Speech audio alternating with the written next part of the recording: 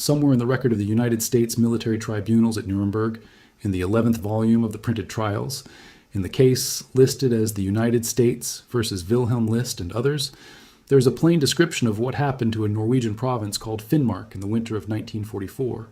Whole towns burned down to the stone. Kirkenes, Hammerfest, Vardo, Vadsø, Berlevåg, Mehamn. Fishing boats sunk at their moorings. Churches, schools, telegraph lines, harbor quays, the stored winter food, all of it set alight by a retreating German army. Something close to 45,000 people were driven out of their homes and moved south through the Arctic dark. More than 300 of them died along the way. The officer who commanded that army was an Austrian named Lothar Rendulic. And when the tribunal came to rule on this destruction, it did something that still shapes how soldiers are judged today. It found him not guilty. Not because the burning did not happen. It happened, and the court said so in detail. The judges cleared him because of how they chose to look at the decision behind it. They ruled that a commander has to be judged on what he knew and what he faced at the moment he acted, and not on what became clear afterward, once the war was over and the maps were filled in. That one ruling, written to explain why a single Austrian general walked free on a single charge, is now taught in war colleges. It is written into the United States Department of Defense Law of War Manual. It runs underneath the way a modern airstrike gets judged after it kills the wrong people. Military lawyers have a name for it. They call it the Rendulic Rule. This is the account of the man behind that rule, and it does not resolve into anything tidy. Rendulic was convicted at that same trial, convicted of ordering the killing of hostages in the Balkans on a scale laid out in his own orders, which sit in the same record. The volume that fixed his name permanently in international law also holds the paper that put him in prison. Both of those things are true. Both are documented. We are going to walk through all of it in the order the files lay it out. He was born on the 23rd of October, 1887 in Wiener Neustadt, south of Vienna, in what was then the Austro-Hungarian Empire. The family name is Croatian. His father's people came off the old Habsburg military frontier, and Rendulic went into the same trade, the officer corps of the dual monarchy. But he did something most career soldiers did not. He also studied law, and in 1920 he took a doctorate in it. For the rest of his life, the German records list him as Dr. Rendulic. It is a small detail, and it becomes a strange one, because the man with the law degree is the one whose name ended up as a rule of law. He fought in the First World War as a staff officer, learned the general staff craft that the Habsburg army shared with the German one, and when the empire came apart in 1918, he stayed in uniform.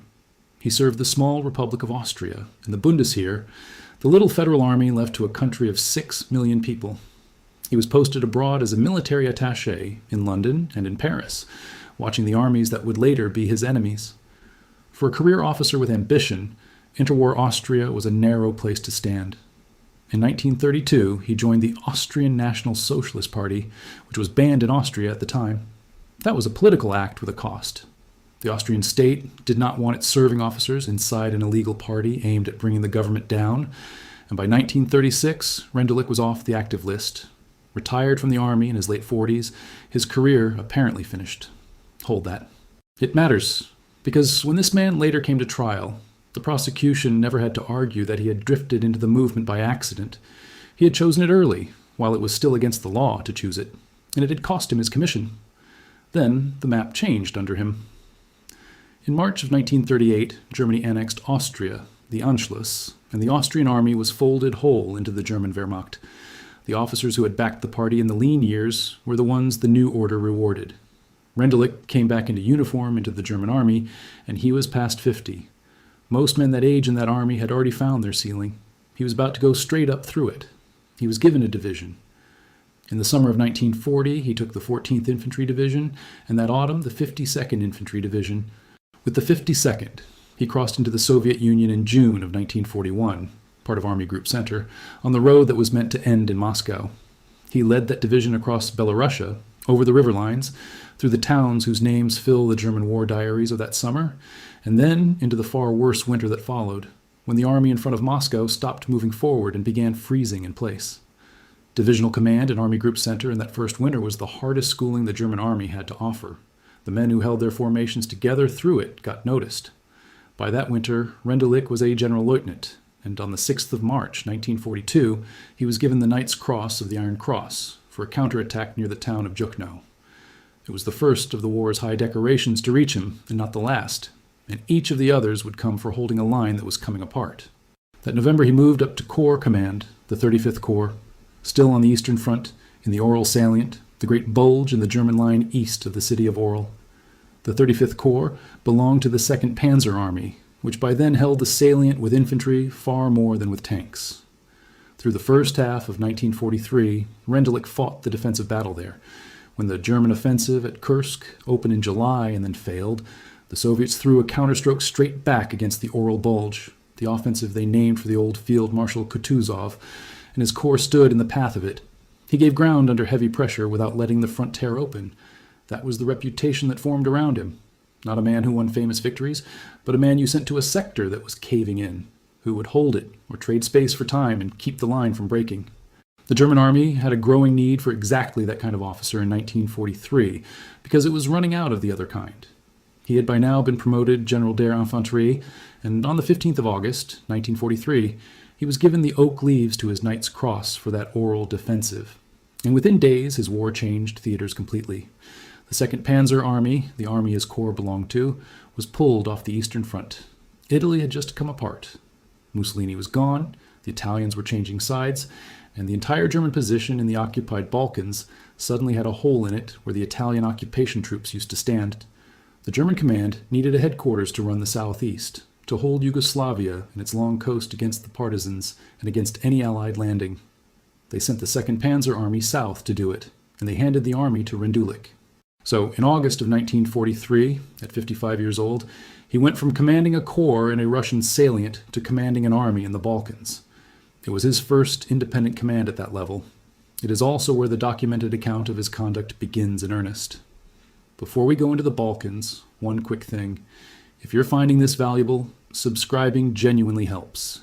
It tells the algorithm this kind of research is worth showing to more people. The 2nd Panzer Army's war in Yugoslavia was a counterinsurgency, and counterinsurgency in the German army ran on reprisal. I have to be precise here, because the audience for this channel knows the difference, and because the trial years later turned on exactly these distinctions.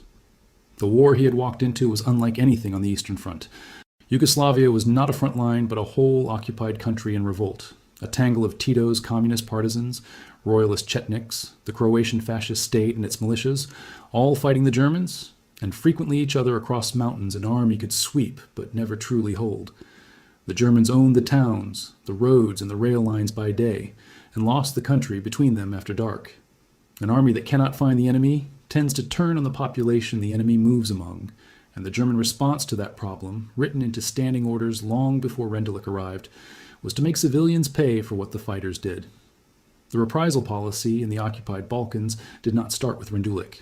The ratio most people attached to it, 100 hostages shot for every German soldier killed and 50 for everyone wounded, came from an order issued over Field Marshal Wilhelm Keitel's name at the OKW, the Armed Forces High Command, in September of 1941. It was first carried out in Serbia, 2 full years before Rendulic arrived, under other commanders entirely. I want that clear on the record, because it is easy and wrong to hang the 1941 Serbian shootings on him. They were not his. What the trial record does put on Rendulic is a separate order, in his own hand. In the autumn of 1943, commanding the 2nd Panzer Army, he issued a reprisal directive of his own numbers. 50 hostages to be shot or hanged for every German soldier killed, 25 for every German wounded, 100 for each attack on a military installation. Those figures are quoted in the record of the case.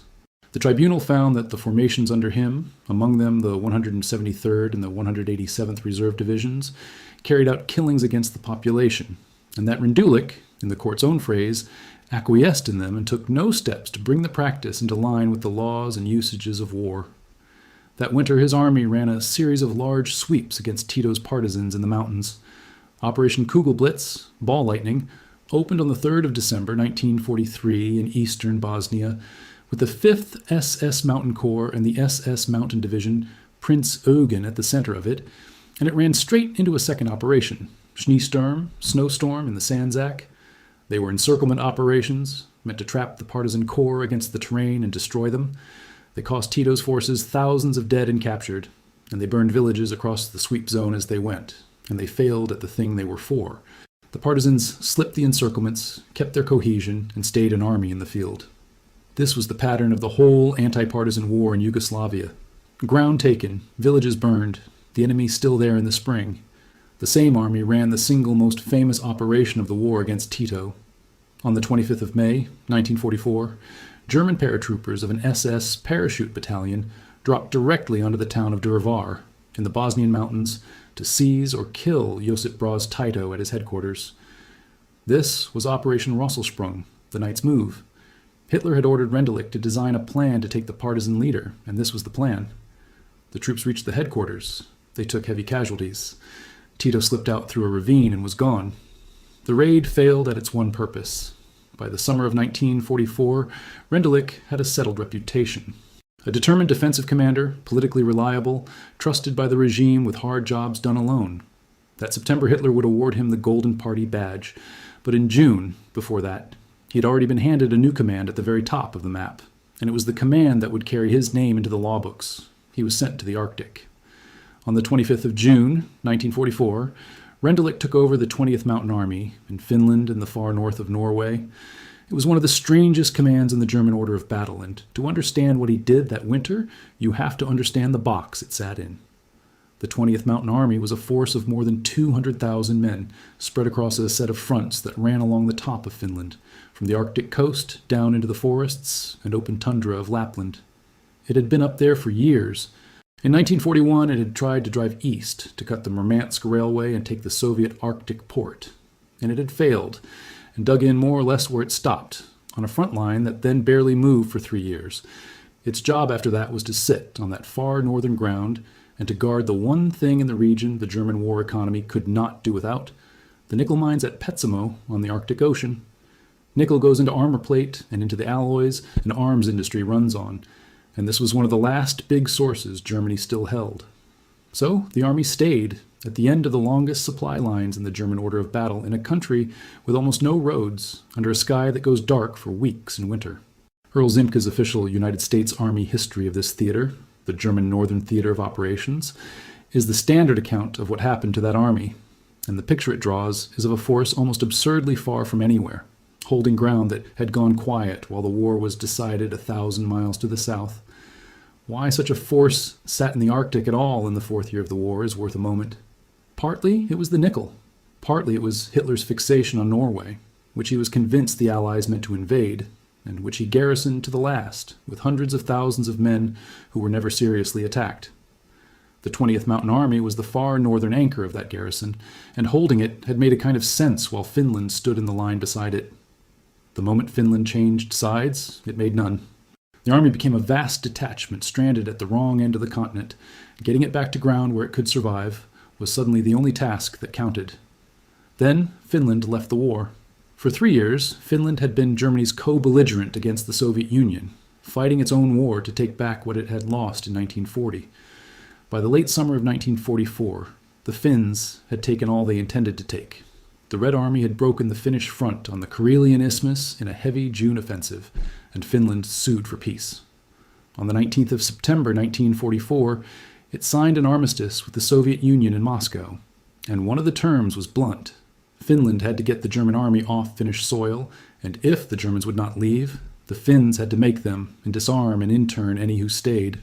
Overnight, the German army in the north went from an ally on friendly ground to an unwelcome occupier in a country now bound by treaty to expel it. The Finnish army, alongside them the day before, was now required to push them out. That fight, the Finns driving the Germans north and west out of Lapland, is called the Lapland War. And then the Red Army came in at the top of the line as well. On the 7th of October, 1944, the Karelian Front, under General Kirill Meretskov, opened the Petsamo-Kirkenes offensive against the northernmost German corps. This was the Soviet 14th Army, more than 100,000 troops with armor and aircraft, coming down on the German 19th Mountain Corps, some 45,000 men holding the Arctic coast with no tanks at all. The offensive came in over the tundra and along the coast, with the Soviet Northern Fleet putting landing parties ashore behind the German flank. The line on the Litsa River that had held since 1941 gave way. The Soviets took Petsamo, and with Petsamo the nickel, which meant the last strategic reason to hold anything in the far north, was gone. They crossed the border into Norway.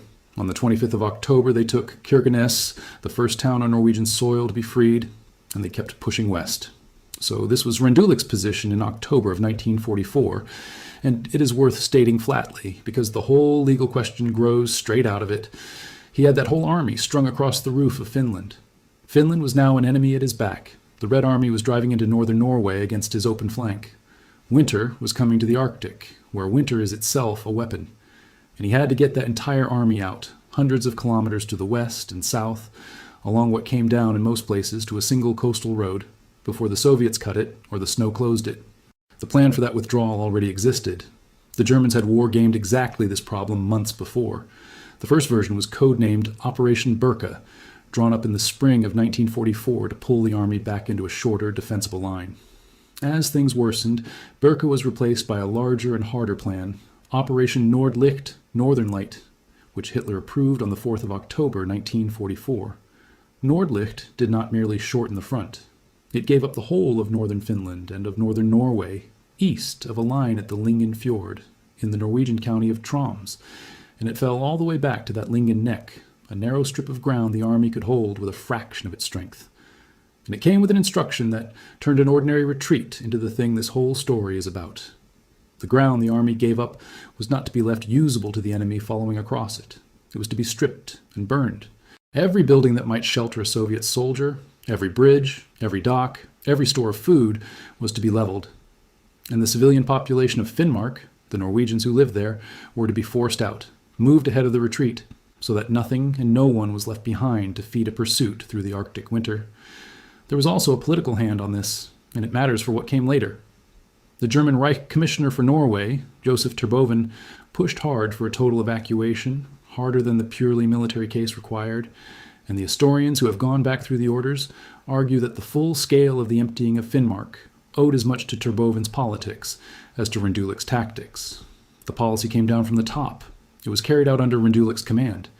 In purely military terms, the withdrawal that followed was a success, and the record says so plainly. This is the operational heart of the story, so I am going to slow down on it. Moving an army of more than 200,000 men out of the Finnish Arctic in winter was an enormous piece of work. The army had something like 30,000 horses and mules, and roughly 180,000 tons of supplies to shift, along with its wounded, its vehicles, and its guns. And it had to do it over a road net that in most places narrowed to one route, the coastal highway the Germans called the Arctic Ocean Road. Much of the movement was made in the polar night, when the sun does not rise, in cold that killed stragglers and froze engines. The northernmost corps, the 19th Mountain, fought a rearguard against Meretskof's troops as it pulled back along the coast, blowing the road behind it as it went. The corps, holding the inland fronts, had the longer job, marching the length of Finnish Lapland, south and then northwest through Ivalo and Rovaniemi toward the Norwegian border, harried by the Finns, who had until recently been their comrades. The whole thing ran in phases to a timetable, each stretch of ground held just long enough to get the columns behind it clear, then given up. By early November, the retreating columns had reached Palojoensu, roughly 150 kilometers from the Norwegian border, and were still moving. The Finns pressed from behind. The Soviets, their own supply lines wrecked by the demolitions, did not press hard beyond the border. The German columns kept going and largely kept their order. The bulk of the 20th Mountain Army reached the Lingen position intact by January of 1945. Ziemke titled his chapter on it, The Undefeated Army, and as a statement about whether the force was smashed, that is accurate. It was not smashed. It got out. The Lingen line the army fell back to was never seriously tested. The Soviets did not follow into the Norwegian interior, and the far northern front went quiet again, this time for good. The force Rendulic had brought out held that ground to the end of the war. When he was moved south in January of 1945, command in the north passed to General Franz Bohme, and in May the army there laid down its arms intact, undefeated in the field, one of the last large German formations to do so. As a feat of arms, the withdrawal had worked. It is the ground it crossed and the people who had lived on it that the trial was about. What it did on the way out is the other half of the record, and it needs the same flat telling. The retreat was a scorched-earth retreat, carried out across two countries by engineer parties working to a plan, not in a panic. In Finnish Lapland, the burning came first. On the 14th of October, 1944, the town of Rovaniemi, the capital of Lapland, was largely destroyed by fire.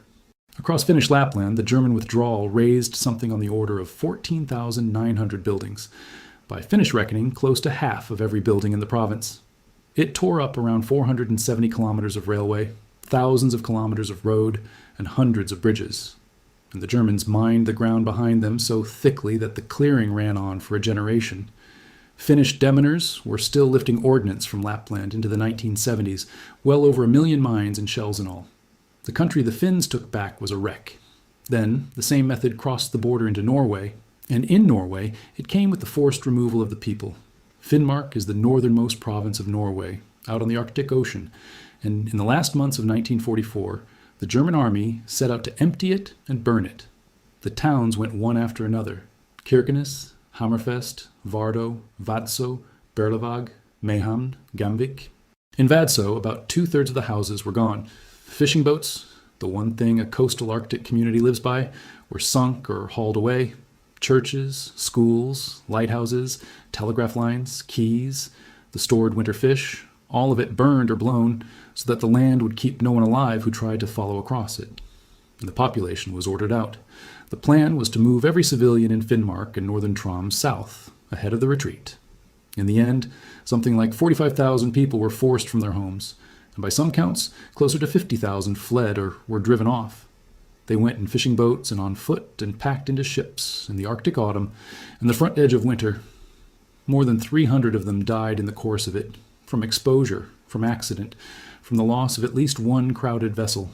Not all of them went. Between 20 and 25,000 people in Finnmark refused the evacuation and hid instead.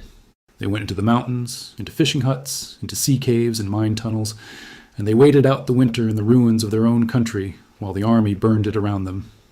Near the iron mine at Bjornevatn, a single tunnel sheltered around 3,000 of them.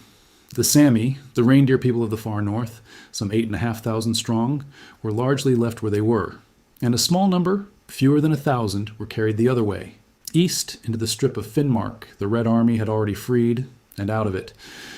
I'm giving you these figures in the same flat way the tribunal recorded them, because the completeness of the record asks for that, and because the numbers are the point. This was not a battle. Finnmark was not defended. The burning was done to ground the German army was leaving, against an enemy that, in the end, did not press hard across it.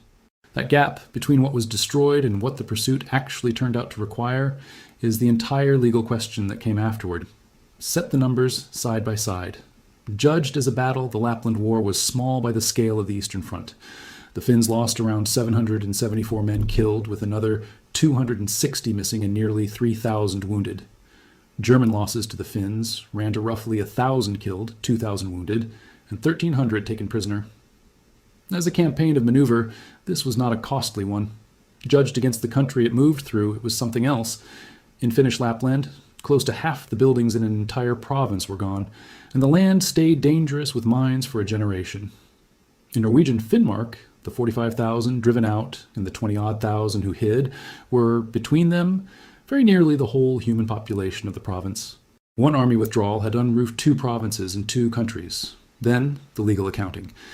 12 German generals were charged in the hostage case. 2 never reached a verdict, one by suicide before arraignment, and one taken out of the trial for illness. Of the 10 who did reach one, 8 were convicted and 2 were acquitted outright. Rendulic drew 20 years. That term was later cut to 10.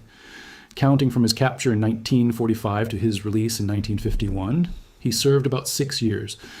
And the single ruling that came out of his case, the one about Finnmark, is now more than 75 years old and still in active use. Rendulic did not stay in the Arctic to the finish. In mid-January of 1945, with the northern withdrawal essentially done, he was pulled south and handed a rapid series of army group commands in the last collapsing months of the war, first at the Courland Pocket on the Baltic, then briefly on the Eastern Front, and finally an army group in Austria, his own country, where the war had first opened for him. He had reached his final rank the year before, General Oberst, Colonel General, and on the 18th of January, 1945, he was given the swords to his Knight's Cross, the citation naming the fighting withdrawal of his army across hundreds of kilometers. General Oberst is where his rank stopped. He never became a General Feldmarschall, and it is worth saying so plainly because the record is the product on this channel. And the record says Colonel General, one step below Field Marshal. When Germany surrendered in May of 1945, Rendulic gave himself up to American forces. 2 years later, he was in the dock at Nuremberg.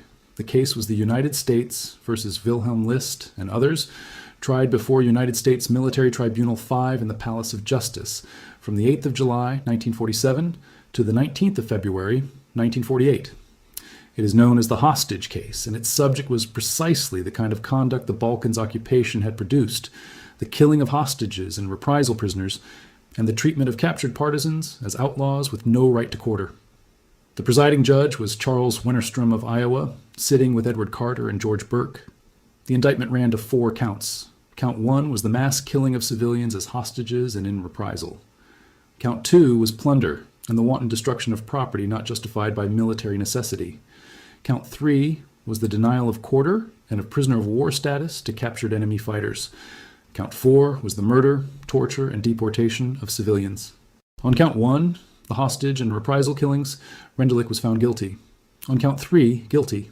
On Count 4, guilty. And on Count 2, the wanton destruction, the count that carried the burning of Finnmark, he was found not guilty. The reasoning behind the split is worth understanding because the same court reached opposite results on the 2 theaters. On the Balkans, the tribunal did not rule that hostage-taking and reprisal killing were always and everywhere crimes. It held that under the law as it then stood, they could be lawful, but only inside hard limits. As a last resort, in some proportion to the offense, with a real connection between the people shot and the acts being punished, and only after something like a judicial determination. Rendulic's own numbers, 50 and 25 and 100, applied to civilians who had nothing to do with the attacks, with no such process, blew straight past those limits. That is why he was convicted on the Balkans counts, and it is the measure the court then carried north. The hostage case did more than judge these particular men.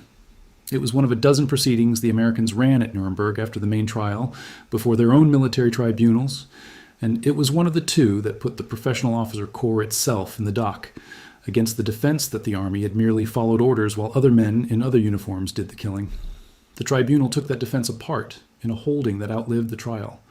Superior orders, it ruled, is not a defense to a criminal act, at most a matter that might soften a sentence, and a soldier cannot escape liability by pleading that a higher authority commanded the unlawful thing unless he genuinely could not have known it was unlawful.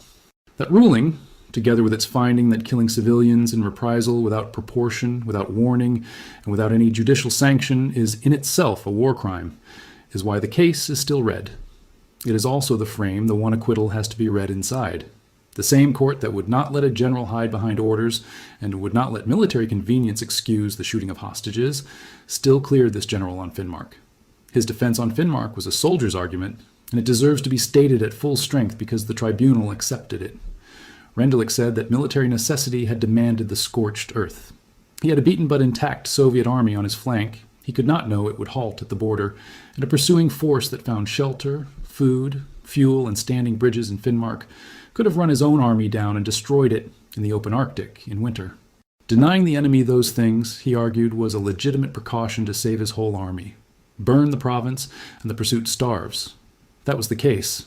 The devastation of Finnmark had been charged under Count 2, and the tribunal set out its reasoning for putting it aside, and that reasoning deserves to be read in the court's own words, kept short. I think it is the most consequential paragraph any German general is attached to at Nuremberg, with the twist that he did not write it. The judges did. They said they were not called upon to decide whether urgent military necessity for the destruction in Finnmark had actually existed.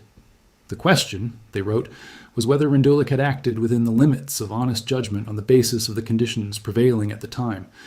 A military operation, they went on, is loaded with uncertainties, the strength of the enemy, the quality of his equipment, his fighting spirit, his intentions, and then the sentence that became the rule. The conditions as they appeared to the defendant at the time, the tribunal held, were enough for him to honestly conclude that urgent military necessity warranted the decision made. He may have erred in the exercise of his judgment, they concluded, but he was guilty of no criminal act. We find the defendant not guilty on this portion of the charge.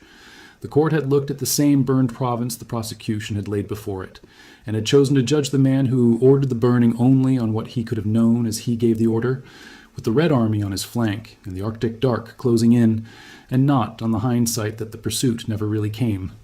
The sentence did not hold at 20 years. In the years after the Nuremberg judgments, the United States came under steady pressure to reduce the terms it had handed down, and the pressure had a shape. The Cold War was on. The Americans now wanted a rearmed West Germany inside their alliance, and the West German side made the release of imprisoned officers a running condition of that partnership. An advisory board on clemency was set up in 1950, chaired by a New York judge named David Peck, and it went back through the cases of the men held at Landsberg. On the 31st of January, 1951, the American authorities announced the results, a broad set of reductions across the Nuremberg cases. Rendulic's 20 years were cut to 10. He was released from Landsberg the very next day, the 1st of February, 1951, and he was one of many, for most of the generals convicted in this case were back in civilian life within about 3 years of the verdict. He went home to Austria, and he wrote. He settled by the Attersee in the Lake Country, took part in local politics, and produced a shelf of books between 1952 and the late 1960s, memoirs and studies of command and of his own trial, with titles that translate as Fought, Won, Defeated, and as Glasenbach, Nuremberg, Landsberg, after the camps and prisons that had held him. He died in Austria in January of 1971 at 83. In the post-war German and Austrian literature, he comes across as a defensive specialist and a hard-luck soldier handed impossible jobs. That is the memoir version, and this channel exists to set the memoir version next to the file. In Norway, the burning of Finnmark did not fade. It was the largest forced displacement in the country's history, and the towns were rebuilt from nothing after the war, fast and in concrete, which is part of why so much of Arctic Norway looks the way it does. The account that settled in there was that the destruction had been militarily pointless, the spite burning of a province by an army already beaten. The Nuremberg judgment had said something close to the opposite in law, that the man who ordered it had committed no crime in the ordering. The distance between those two conclusions, the Norwegian memory on one side and the American courtroom on the other, is a good part of why historians have never quite let the case rest. And the file on the acquittal has been reopened. The Norwegian historians, Stian Bones and Gunnar Hatlehol, went back into how the Finnmark charge was actually handled in court, and their work sits in a volume published in 2024 called Honest Errors, marking 75 years since the case. Here's what they found, and I think it changes how you read the verdict. The Norwegian authorities had sent the prosecution several thousand pages of evidence on the Finnmark destruction. Only a few of those pages were ever translated into English, and the prosecution team, under Telford Taylor, never placed before the tribunal a report from May of 1947 in which Rendulic himself, questioned by Norwegian interrogators, admitted that the destruction of northern Norway had not appeared necessary and could, in part, have been avoided. The one document that cut most directly against his military necessity defense existed, and the judges weighing that defense never saw it. There's a second fact Bones and Hatlehol place beside the first, and it is the sharpest thing in the whole story. Alfred Jodl, chief of the operations staff at the OKW, the headquarters that passed the scorched-earth policy down the chain toward Finnmark, had been convicted at the main Nuremberg trial about 500 days before Rendulic's verdict, and the destruction of northern Norway was part of the case against him. Jodl was hanged. The same devastation, then, helped to convict the man at the top who transmitted the policy, and produced an acquittal, and in time a rule of law, for the man in the field who carried it out. The record holds both outcomes from the same courthouse, roughly a year and a half apart, and the trial's own presiding judge went on to attack the process he had just run. Within days of the verdict, Charles Winterstrom gave an interview sharply critical of how the Nuremberg trials were conducted, saying that the proceedings had taught Germans only that they had lost to tough conquerors rather than convincing them of any guilt. Telford Taylor, the chief prosecutor, answered him publicly and rejected the criticism. I raise it not to settle who was right, but because it belongs in the file. The judgment that founded the Rendulic Rule came out of a courtroom whose own presiding judge questioned its fairness on the way out the door. The Rendulic Rule, in the working law now, comes down to one thing. Strip it down and it is a rule about the point of view from which a soldier's decision gets judged. It says that when you assess whether a commander's battlefield choice was lawful, you stand where he stood with the information he actually had, or could reasonably have had, at the moment of the decision. You do not stand in the courtroom afterward with the full picture the war eventually handed you. A decision that turns out to have been wrong, even one that strips a province bare for a pursuit that never arrives, is not for that reason a crime, so long as it fell within honest judgment on what was knowable at the time. That principle did not stay behind in 1948. It has been folded into the working law of armed conflict. The United States Department of Defense Law of War Manual builds this same standard into how it tells commanders to think about targeting and proportionality, that they are to be measured on the information available at the time they act. Scholars trace it into the precautions and attack required by the first additional protocol to the Geneva Conventions, and into the defense of mistake of fact in the Rome Statute of the International Criminal Court. The legal scholar Sean Watts has written that it grew into what today gets called the reasonable commander test. The idea that a commander who acts reasonably on the information he has cannot be a criminal even when he turns out to be wrong. When a modern officer orders a strike on what he honestly and reasonably believes is a military target, and it proves he was wrong and civilians die, the framework that decides whether that was a crime or a tragedy runs straight back to a burned Norwegian province and one Austrian general's acquittal. Here is where I want to be careful, because the documents cut against a clean story. The military lawyer Brian Bill, writing in the Yearbook of International Humanitarian Law in 2009, made a point about this rule that I think is the most honest thing said about it. The judgment that founded it, he notes, offered very little in the way of legal reasoning and traced the rule's source only in the most general terms. Emily Crawford and Sean Watts go further and show that the tribunal accepted Rendulic's factual claims about the Soviet threat with almost no scrutiny and never explained what exactly made the battlefield conditions sufficient for an honest error. One of the load-bearing principles of modern targeting law, in other words, rests on a few sentences in a single 1948 acquittal. Sentences the court itself did not much defend, in a case where, as we now know, the document that most undercut the defendant was never even read into evidence. The scholars in that same volume push the problem into the present, and this is the part that should interest anyone who cares where this is going. Some argue the reasonable commander test can be turned into a shield, a way to file civilian deaths under the phrase awful but lawful and move on, and that a test built on empathy for the man under pressure sits awkwardly on institutions that train that empathy out of their commanders. Others note that better technology has not solved it. Iraq, Afghanistan, and Ukraine have all produced strikes with abundant intelligence and the wrong result, and a mountain of data is no protection against fatigue, tunnel vision, and bad judgment. And the editor of the volume, Nobuo Hayashi, raises the question that is coming fast, which is how you apply a rule built around one man's honest judgment to an autonomous weapon that has no judgment at all, only the data it was given and the data it was not. Because the man at the root of it is not a clean vessel for the rule. The same trial, the same volume of the record, the same 3 judges, found that Lothar Rendulic had ordered the killing of hostages by his own arithmetic, 50 for 1, and had let that killing run on through the divisions beneath him. The principle that shields an honest commander from hindsight and the findings that convicted this particular commander of hostage murder are bound into one document. And I think that is exactly why this channel tells it in this register, describing each finding in the same flat voice and leaving them next to each other, because the pull with a story like this is to resolve it, to make him either the wronged professional of his own books or a figure with no real military argument at all. The record does not resolve it. It convicts him on 3 counts, acquits him on 1, and the one it acquits him on outlived the man and became law. There is a larger pattern behind this, and it is the one this channel keeps arriving at. After the war, the surviving German generals wrote the first draft of their own history. In memoirs and in studies, the United States Army itself paid them to produce, and the story they told was of a hard, clean, professional army whose crimes belonged to other men in other services. Rendulic's own books sit inside that literature. He wrote himself as the defensive expert, handed hopeless tasks, and the trial as a victor's proceeding. The file underneath carries the rest of it, the reprisal order in his own figures, the divisions that carried it out, the province burned flat. His acquittal on Finnmark became a real and useful principle of law. In the memoir version, it became something else, proof that he had done nothing wrong at all, and that is a different claim, and not one the record will bear.